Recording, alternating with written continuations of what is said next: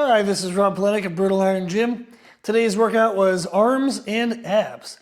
I haven't done a just arm day in a while. I had kind of taken time off from a structure that allowed a full arm day to have a higher frequency and rotation for my legs and my chest. However, in middle of December, I injured my bicep doing some heavy dumbbell flies. So I'm looking to rearrange my training frequency to allow more recovery time specific for the bicep. So that way I can kind of push my back training to the maximal amount, push my chest training, and since I do a lot of flies, my biceps are important for my chest training. And then also still train my biceps to get it to repair and keep them growing. So I'm playing with a new workout structure, kind of weekly split, that I don't typically do a 7-day rotation. I actually just rotate on 4 or 5 days. So I'm now having an arm day. I decided to throw in some abs because I had some extra energy at the end, but I didn't want to keep doing arms because I would have done too much volume. So I tried to do something, so I did some abs. But that's what today's was, is arms and abs. And I'll keep playing with my workout split to see if I want to keep this day in. I would like to, if it allows me to still maximize my legs and my chest.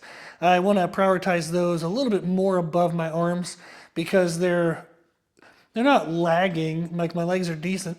I'd like them to be a little bit bigger though, to help my waistline look smaller. I want to build that X frame. So I would like to keep my legs growing, fill out my chest more, and then I'll come back and train my arms and shoulders to kind of match everything.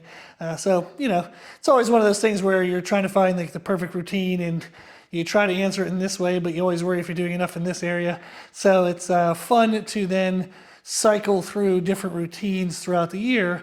So that way, if you feel like you're low on the frequency or intensity of one area, it's not forever. You can kind of bring that area up in another routine in a couple months.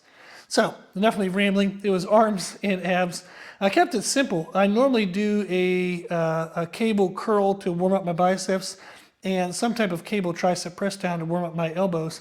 But they felt really good today, so I did them for high reps, then got into some moderate sets, then got into some heavy sets. So that was actually the bulk of the work, was a one-arm cable curl and then a one-arm tricep press down. Specific for the cable curl, something you'll notice is as I'm curling, I typically will raise my elbow a little bit as I curl up. And that's to help activate more of my upper bicep. I like having more of a separation between my shoulder and my biceps. That's a technique you can use if you'd like. And then on the tricep press downs, I was holding on to the cable stack to kind of stabilize my body, and I was leaning into the arm that I was doing to kind of get more of a mechanical advantage position, but then keep my upper arm nice and stable. So that's another technique you can try if you want to get a blend of isolation for the tricep but still be able to move heavy weight. I then finished with a circuit of just dumbbell curls, alternating curls, and skull crushers. Some specific cues for those. For the dumbbell alternating curls, I like to keep my palm up as I'm waiting for the next rep.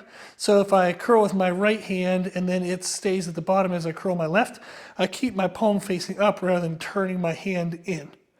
If you keep your palm up, it keeps more tension on the bicep, so that rest is actually more active and you can accumulate more muscle damage.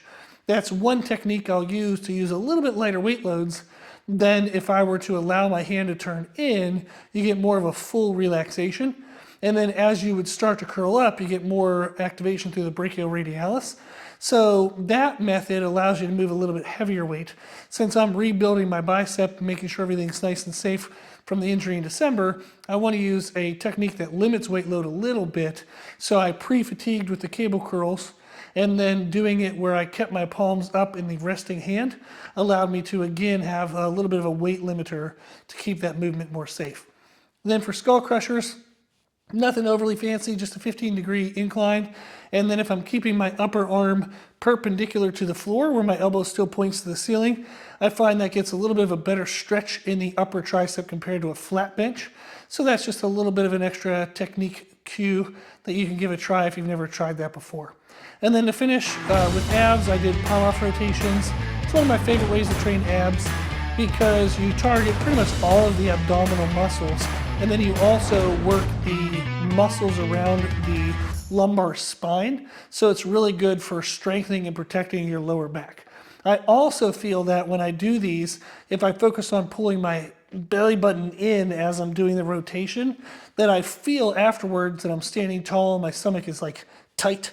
So I like that feeling, and I feel that it leads to a better aesthetic look for what my long-term goals are. So that's all the Yip Yap. If you try the workout, I hope you enjoy it, and thank you for watching.